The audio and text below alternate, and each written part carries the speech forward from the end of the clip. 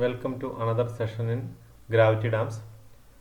കഴിഞ്ഞ ക്ലാസ്സിൽ നമ്മൾ ഡിസ്കസ് ചെയ്തിരുന്നത് elementary profile of a gravity dam ആയിരുന്നു. അതുപോലെ തന്നെ പ്രാക്ടിക്കൽ പോയിന്റ് ഓഫ് വ്യൂ എങ്ങനത്തെ ക്രോസ് സെക്ഷൻ കൊടുക്കണമെന്നും പറഞ്ഞിരുന്നു. In today's class we will discuss the topic high and low gravity dams. ഡാമുകളുടെ ഗ്രാവിറ്റി ഡാമിൻ്റെ ഹൈറ്റ് അനുസരിച്ച് നമുക്ക് ലോ ഗ്രാവിറ്റി ഡാമെന്നും ഹൈ ഗ്രാവിറ്റി ഡാമെന്നും രണ്ടായിട്ട് ഡിവൈഡ് ചെയ്യാൻ സാധിക്കും. അപ്പോൾ സാധാരണഗതിയിലൊരു കോൺക്രീറ്റ് കൊണ്ട് ഉണ്ടാക്കുന്ന ഒരു ഡാം ആണെന്നുണ്ടെങ്കിൽ ഒരു ഏകദേശം 90 മീറ്റർ താഴെയുള്ള ഡാമുകളെ, അത്രയും 90 മീറ്റർ ഹൈറ്റിന് താഴെയുള്ള ഡാമുകളെ ലോ ഗ്രാവിറ്റി ഡാംസ് എന്നാണ് അറിയപ്പെടുന്നത്. ഇതിൽ ലോ ഗ്രാവിറ്റി ഡാം അല്ലെങ്കിൽ ഇതിൻ്റെ ഒരു ഡിഫറൻസ് വരുന്നത് ഇങ്ങനെയാണ്. അതായത് നമുക്കറിയാം, കഴിഞ്ഞ ക്ലാസ്സിൽ നമ്മൾ പറഞ്ഞതാണ് ലോ ഗ്രാവിറ്റി ഡാമിന് അതിൻ്റെ പ്രത്യേകത എന്ന് പറഞ്ഞാൽ ഇതിൻ്റെ റിസൾട്ടൻ്റ് ഫോഴ്സ് എന്ന് പറഞ്ഞാൽ വാട്ടർ പ്രഷറിൻ്റെയും അതുപോലെ ഈ ഡാം മെറ്റീരിയൽ, അത് സാധാരണ ഇതിൽ കോൺക്രീറ്റ് ആണ്. അപ്പോൾ കോൺക്രീറ്റ് അല്ലെങ്കിൽ മേസൺറി, അതിൻ്റെ വെയിറ്റ്, ഈ രണ്ട് ഫോഴ്സുകളുടെയും റിസൾട്ടൻ്റ് ആക്ട് ചെയ്യുന്നത് കുറച്ച് ഇൻക്ലൈൻഡ് ആയിട്ടായിരിക്കും. ബിക്കോസ് ഒരെണ്ണം ഹൊറിസോണ്ടലും മറ്റേത് വെർട്ടിക്കലാണ്.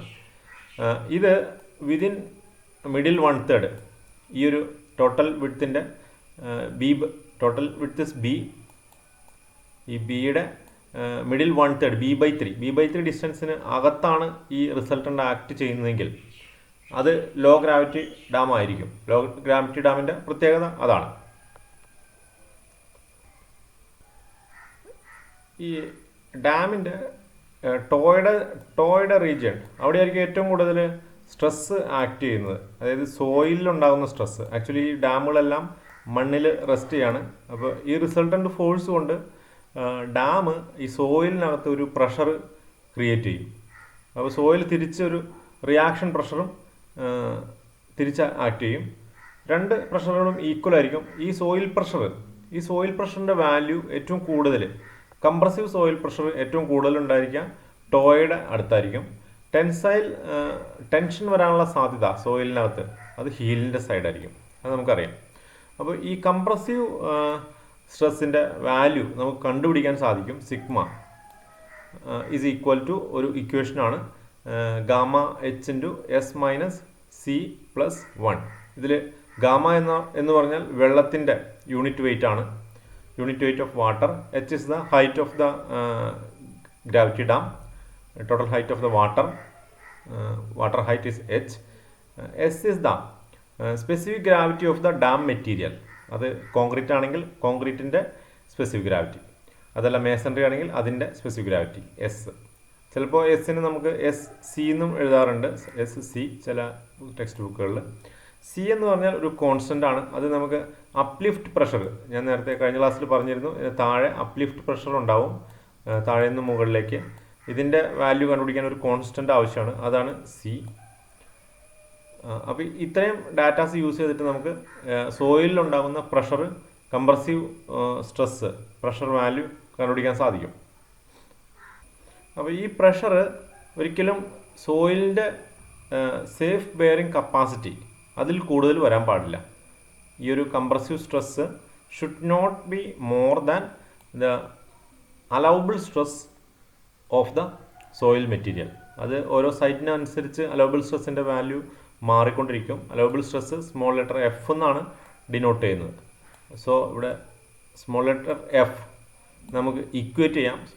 To avoid failure or at the time of failure നമുക്ക് എഫ് ഇസ് ഈക്വൽ ടു ഈ ഒരു എക്സ്പ്രഷനായിട്ട് എഴുതാം. F is equal to allowable soil pressure is equal to gamma h into S minus C plus 1 എന്ന് എഴുതാൻ കഴിയും. നമുക്കിനി നമ്മളെ ഇൻറ്റൻഷൻ എന്ന് പറഞ്ഞാൽ h കണ്ടുപിടിക്കാമെന്നുള്ളതാണ്. സാധാരണഗതിയിൽ h കണ്ടുപിടിക്കുന്ന സമയത്ത് സിയുടെ വാല്യൂ നമ്മൾ കൺസിഡർ ചെയ്യാറില്ല. അപ്ലിഫ്റ്റ് പ്രഷർ എച്ചിന് കൺസിഡർ ചെയ്യാറില്ല. So take C is equal to 0 and h can be written as h is equal to from this expression F divided by gamma into S plus 1. ഈ expression important ആണ്, ഇത് ഓർത്ത് വയ്ക്കുക. height of a dam is equal to F divided by gamma into S plus 1. ഇവിടെ F എന്ന് പറഞ്ഞാൽ അവിടെയുള്ള സൈറ്റിലുള്ള സോയിലിൻ്റെ അലൗബിൾ കംപ്രസീവ് സ്ട്രെസ് ആണ്. അതല്ലെങ്കിൽ അതിനെ പറയുന്ന മറ്റൊരു പേര് safe bearing capacity of soil.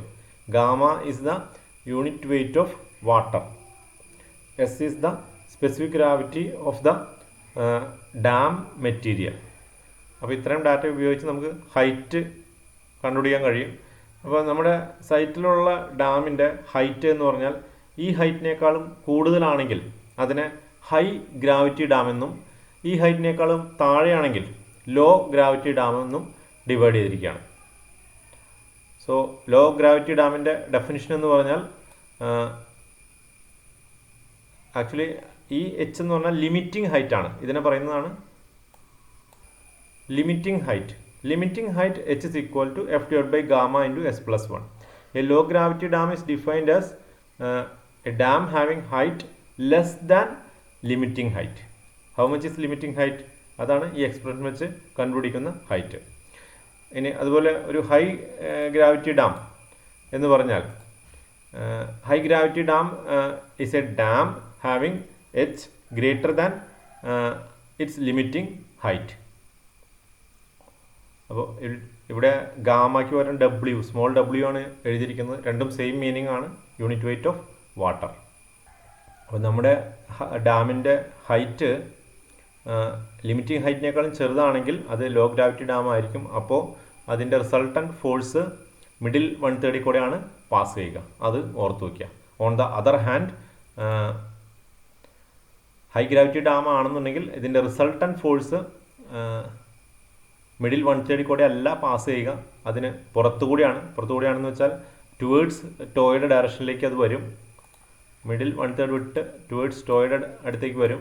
അപ്പോൾ ഇതിനെ ഓവർകം ചെയ്യാനായിട്ട്, ബിക്കോസ് ഇത് ഇങ്ങോട്ട് വരികയാണെങ്കിൽ രണ്ട് പ്രോബ്ലംസ് ഉണ്ട്. ഒന്ന്, ഇവിടുത്തെ സ്ട്രെസ്സിൻ്റെ വാല്യൂ എക്സീഡ് ആവും, സോയിലിന് ആ ഒരു സ്ട്രെസ് എടുക്കാൻ കഴിയില്ല. രണ്ട്, ഇവിടെ ടെൻഷൻ ഡെവലപ്പ് ചെയ്യും.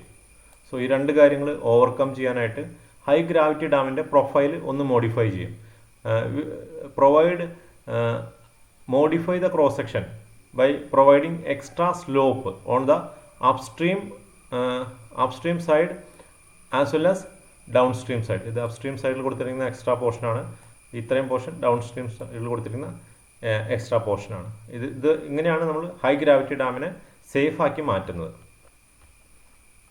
അപ്പോൾ ഓർത്ത് വയ്ക്കുക, ഹൈ ഗ്രാവിറ്റി ഡാമിൽ resultant force will not pass through the middle 1/3 region.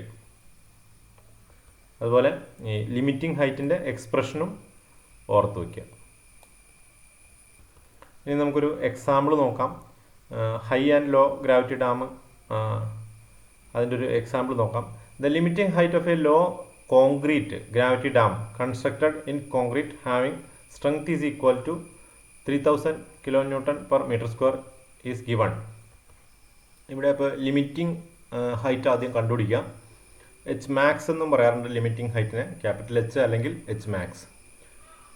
എക്സ്പ്രഷനിൽ സബ്സ്റ്റിറ്റ്യൂട്ട് ചെയ്യുക വാല്യൂസ്. ഇവിടെ എഫ് എന്ന് പറഞ്ഞാൽ allowable stress of the material ആണ്. അപ്പോൾ ഇവിടെ കോൺക്രീറ്റിൻ്റെ അലൗബിൾ സ്ട്രെസ് ആണ് തന്നിരിക്കുന്നത്. ഞാൻ നേരത്തെ എക്സ്പ്ലെയിൻ ചെയ്തത് F is the allowable stress of the soil. അപ്പോൾ സാധാരണഗതിയിൽ സോയിൽ എന്ന് പറഞ്ഞാൽ പാറ അല്ലെങ്കിൽ റോക്കിൻ്റെ പുറത്താണ് കൺസ്ട്രക്ഷൻ ചെയ്യുന്നത്. അങ്ങനെയാണ് സാധാരണ ഗ്രാവിറ്റി ഡാംസ് ചെയ്യാറ്. ഡാമുകൾ കൺസ്ട്രക്ട് ചെയ്യുന്നത് റോക്കിൻ്റെ, ഏറ്റവും സ്ട്രോങ് ആയിട്ടുള്ള റോക്കിൻ്റെ പുറത്താണ് ചെയ്യാറ്. അപ്പോൾ റോക്കിന് അലൗബിൾ സ്ട്രെസ് കൂടുതലായിരിക്കും. അപ്പോൾ അങ്ങനെ വരുന്ന കേസിൽ എഫിൻ്റെ വാല്യൂ എന്ന് പറഞ്ഞാൽ ഡാം മെറ്റീരിയൽ കോൺക്രീറ്റ് അതിൻ്റെ അലൗബിൾ സ്ട്രെസ് കൺസിഡർ ചെയ്താൽ മതി. ബിക്കോസ് അതിന് താഴെയുള്ള സോയിൽ അല്ലെങ്കിൽ പാറയുടെ അലൗബിൾ സ്ട്രെസ് എന്ന് പറഞ്ഞാൽ ഇതിലും ഹയർ ആയിട്ടുള്ള വാല്യൂ ആയിരിക്കും.